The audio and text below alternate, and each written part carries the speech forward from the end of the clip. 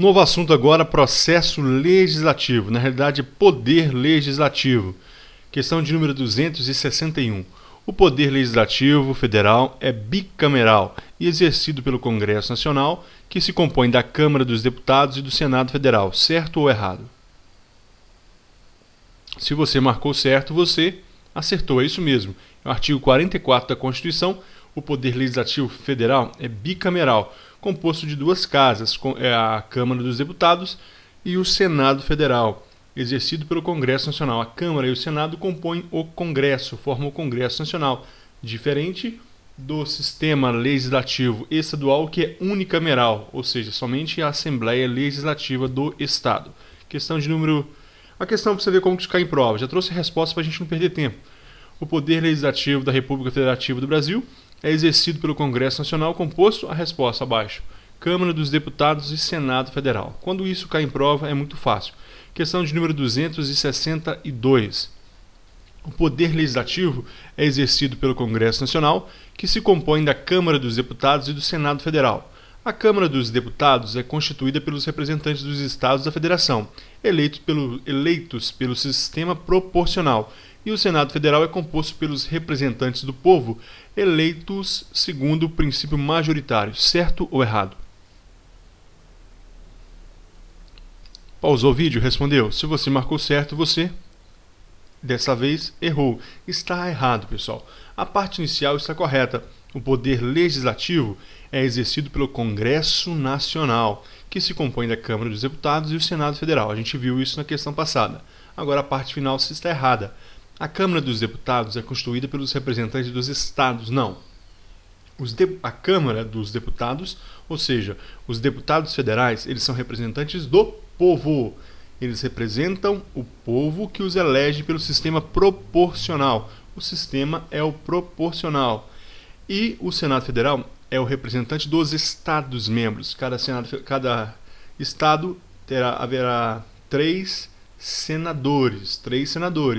Dessa forma, esses três são eleitos pelo sistema majoritário. Quem tiver mais voto está eleito, diferente dos deputados, que é um sistema proporcional. Existe aquela questão da legenda, que é um pouco complexa, mas a gente vai ver algumas questões sobre isso. E o Senado Federal é representante dos estados. A Câmara dos Deputados, representante do povo. Próxima questão. O texto está aí no artigo 45 e 46 da Constituição. A Câmara dos Deputados compõe-se de representantes do povo eleitos pelo sistema proporcional em cada estado, em cada território e no Distrito Federal. O do Distrito Federal vai se chamar deputado ali distrital. O artigo 46. O Senado Federal compõe-se de representantes dos estados e do Distrito Federal eleitos segundo o princípio majoritário. Os que tiverem maior quantidade de votos serão eleitos. É o sistema majoritário ali no Poder Legislativo. Continuando, questão de número 263. Analise as assertivas e assinale a alternativa que aponta as corretas. Por favor, pause o vídeo, leia e marque a sua resposta. Muito fácil também. A resposta, a letra A. Todas estão corretas, 1, 2 e 3. O Poder Legislativo é exercido pelo Congresso Nacional, que se compõe da Câmara dos Deputados e Senado Federal. Já vimos isso. Item 3. A Câmara dos Deputados compõe-se de representantes do povo, eleitos pelo sistema proporcional em cada estado, em cada território e no Distrito Federal. E o item 2. A legislatura terá a duração de 4 anos. O que não pode acontecer é confundir legislatura com sessão legislativa. Sessão legislativa é aquele período dentro de um ano. Cada ano ali tem uma sessão legislativa. E a legislatura é o período ali de 4 anos. Está no artigo 45, parágrafo 2º. Continuando. Quanto ao Senado Federal, é correto afirmar dentre as alternativas abaixo, exceto qual a resposta correta? O gabarito. Letra A. Vamos ver as corretas primeiro. Olha, letra B. Cada estado e o Distrito Federal elegerão 3 senadores com mandato de 8 anos. Letra C. A representação de cada Estado e do Distrito Federal será renovada de 4 em 4 anos, alternadamente por 1 e 2/3. E letra D. Cada senador será eleito com 2 suplentes. A letra A está errada porque o Senado compõe-se de representantes dos Estados do Distrito Federal eleitos segundo o princípio proporcional. Nós já vimos que não, que o Senado Federal eles são realmente representantes dos Estados e do Distrito Federal também dos territórios, quando houver, se houver. E na realidade o princípio é majoritário e não proporcional. O artigo 46 diz isso, olha, o Senado Federal compõe-se de representantes dos Estados e do Distrito Federal, eleitos segundo o princípio majoritário. Parágrafo 1º. Cada Estado e o Distrito Federal elegerão 3 senadores com mandato de 8 anos. Parágrafo 2º. A representação de cada Estado e do Distrito Federal será renovada de 4 em 4 anos, alternadamente por 1 e 2/3. E parágrafo 3º. Cada senador será eleito com 2 suplentes. É uma informação nova. Olha, pessoal, o parágrafo 2º. Será renovada de 4 em 4 anos, alternadamente. Então nós temos ali 81 senadores. Numa eleição nós teremos 27 sendo substituído e na outra eleição nós teremos 81 menos 27 é igual a 54 senadores. Então, voltando à questão, o Senado Federal compõe-se de representantes dos Estados e do Distrito Federal eleitos segundo o princípio majoritário, não proporcional. Na realidade, aqui, pessoal, a questão aqui não tem territórios, é Senado Federal. Letra B. Cada Estado e o Distrito Federal elegerão 3 senadores com mandato de 8 anos. É Estado e Distrito Federal.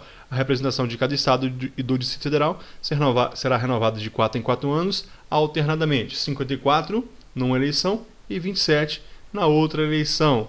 De forma que em todas as legislaturas hajam senadores experientes. E cada senador haverá 2 suplentes. A gente viu aqui no parágrafo 3º. Continuando, questão de número 265. A teor do artigo 47 da Constituição, aí o texto do artigo 47. Salvo disposição constitucional em contrário, as deliberações de cada casa e de suas comissões serão tomadas por maioria dos votos, presente a maioria absoluta de seus membros. Essa regra aplica-se, entre outras hipóteses, às deliberações parlamentares de... Qual é a resposta correta? Muito bem, se você marcou a letra A, lei ordinária e medida provisória. Pessoal, é uma questão que muitas pessoas erram na prova por causa de um detalhe. Nós sabemos, e nós veremos ainda, que a emenda constitucional ela requer ali o quórum de 3/5 dos membros do Congresso Nacional. Então, todas as que tiverem aqui emenda constitucional, ou seja, a letra B e a letra D, não servem. A letra C está errada por causa da lei complementar. A lei complementar ela requer sempre a maioria absoluta. A maioria absoluta é metade número inteiro mais 1. Metade número inteiro mais 1 é a maioria absoluta. Agora vamos ver a letra A, lei ordinária e medida provisória. O que serve para medida provisória serve para lei ordinária. Então vamos lá. O texto: serão tomadas por maioria de votos, ou seja, maioria simples, a maioria dos presentes, presente a maioria absoluta dos seus membros. O que isso quer dizer, pessoal? Quer dizer que para que eu possa votar uma lei ordinária ou uma medida provisória, a maioria absoluta deve estar presente. Então vamos ver, imagine o Congresso Nacional, imagine o Senado Federal. O Senado Federal ele contém 81 senadores. O que é a maioria absoluta? É a metade, número inteiro, 40 mais 1, 41. 41, portanto, essa é a maioria absoluta. Então é necessário que haja pelo menos 41 senadores para que eu possa votar uma medida provisória ou uma lei. É necessário a maioria absoluta. Agora sim, tendo a maioria absoluta, eu vou votar. Aí basta a maioria simples desses presentes. Portanto, se eu tenho 41, qual será a maioria de votos ali? 21. 21 votos, eu terei a maioria de uma medida provisória ou de uma lei ordinária no Senado, porque está presente a maioria absoluta dos seus membros. Se eu tiver menos de 41 senadores, não tem quórum para que haja votação. Da mesma forma, na Câmara dos Deputados. Nós temos na Câmara dos Deputados 513 deputados federais. A metade, a maioria absoluta, são 257 deputados, é a maioria absoluta. Então, para votar uma lei ordinária ou uma medida provisória, é necessário que haja pelo menos 257, ou seja, presente a maioria absoluta. Estando presente a maioria absoluta, então, vamos supor que há 258. Vamos supor que há 300, porque eu sou péssimo em matemática. Há 300 deputados federais presentes. Eu posso votar uma medida provisória, uma lei ordinária? Eu posso. Tem a maioria absoluta, está presente. Quantos votos eu preciso, então, para aprovar ali uma medida provisória ou uma lei ordinária? Serão, na realidade, 151, a maioria dos presentes. Não necessita de uma maioria absoluta para aprovar uma lei ordinária. É necessário que a maioria absoluta esteja presente, mas basta a maioria simples. Tranquilo? Então nós vamos seguir agora. Questão de número 266. Cabe ao Congresso Nacional, com a sanção do Presidente da República, consoante o regramento constitucional vigente, dispor sobre todas as matérias de competência da União, especialmente sobre... Pause o vídeo, leia e marque a sua resposta. Já o fez? O gabarito? Letra A. A incorporação, subdivisão ou desmembramento de áreas, territórios ou estados, ouvidas as respectivas assembleias legislativas. Vamos para o texto da Constituição. O artigo 48 diz o seguinte, olha, cabe ao Congresso Nacional com sanção do presidente. Então, aqui não é matéria exclusiva, necessita da sanção, da aprovação do projeto de lei pelo chefe do Executivo, dispor sobre todas as matérias de competência da União, especialmente ao inciso 4º, incorporação, subdivisão ou desmembramento de áreas, territórios ou estados. De toda forma, será ouvida a Assembleia Legislativa do respectivo estado. Competência do Congresso Nacional com sanção. Então, portanto, não é competência exclusiva. Agora, o artigo 49, ele traz a competência exclusiva do Congresso. No próximo vídeo, nós vamos fazer inúmeras questões sobre competência exclusiva. 1. Resolver definitivamente sobre tratados, acordos ou atos internacionais que acarretem encargos ou compromissos gravosos ao patrimônio nacional. E inciso 16. Autorizar em terras indígenas a exploração, o aproveitamento de recursos hídricos e a pesquisa e lavra de riquezas materiais. O artigo 52 é competência privativa do Senado, estabelecer limites globais e condições para o montante da dívida imobiliária dos estados, do Distrito Federal e dos municípios. Desde já, pessoal, eu quero deixar uma dica como que você vai guardar isso, porque é impossível decorar tudo. O artigo 48 ele traz atribuições do Congresso Nacional com sanção do Presidente da República, ou seja, não é matéria exclusiva. Observe o seguinte, é possível você colocar um artigo atrás, português, língua portuguesa, o artigo atrás ali do início dos incisos ali. Então, sistema tributário, você consegue transformar isso em sujeito. Olha, o sistema tributário. Depois, plano plurianual. Você coloca um artigo, olha, o plano plurianual. E aí por assim vai, olha. A fixação, os planos, os limites, a incorporação, a transferência, a concessão, a organização, a criação. Quando você chega em matéria na competência exclusiva, você não consegue mais, porque todos são verbos e estão no infinitivo. Olha, competência do Congresso Nacional, resolver, autorizar, aprovar, sustar, mudar, todos são verbos e estão no infinitivo. É impossível você colocar o artigo antes ali. Então, dessa forma, é um macete para se cair na prova, olha, você vai matar desde que ela venha no infinitivo também.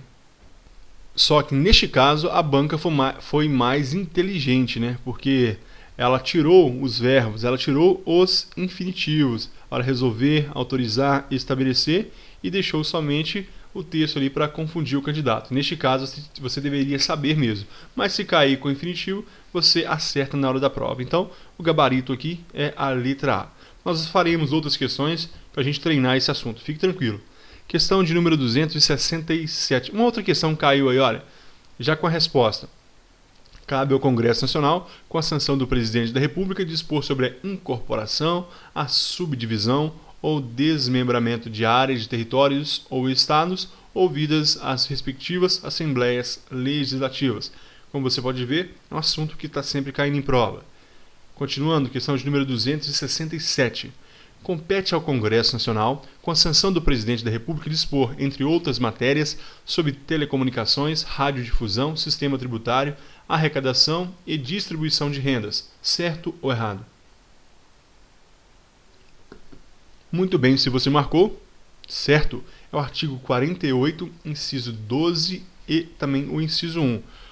Dispor, entre outras matérias, sobre telecomunicações e radiodifusão. Esse aqui é o inciso 12. É competência do Congresso Nacional, mas necessita de sanção presidencial. E ainda sobre o sistema tributário, arrecadação e distribuição de renda. Pessoal, em se tratando de dinheiro, observe que o presidente da República tem que sancionar. Porque imagine se ele não tivesse a possibilidade de vedar algo que vai trazer um grande problema financeiro para o Brasil, para o país. Então, nessa hipótese, em se tratando de tributos, arrecadação e distribuição de renda, ele pode sancionar e também pode vetar. Questão de número 268. Cabe ao Congresso Nacional, com sanção do Presidente da República, dispor sobre todas as matérias de competência da União, salvo qual a resposta correta? Muito bem, se você marcou a letra C. Nessa hipótese aqui, valeu aquela dica do infinitivo. Olha, estabelecer. Todas as outras, se você coloca o artigo, as telecomunicações, a fixação, a moeda, o sistema, estabelecer está no infinitivo. Competência do Senado Federal. É do Legislativo. Aqui não é exclusiva do Congresso, mas é do Senado Federal. Então, cabe ao Congresso Nacional, com sanção do Presidente, dispor sobre todas as matérias de competência da União.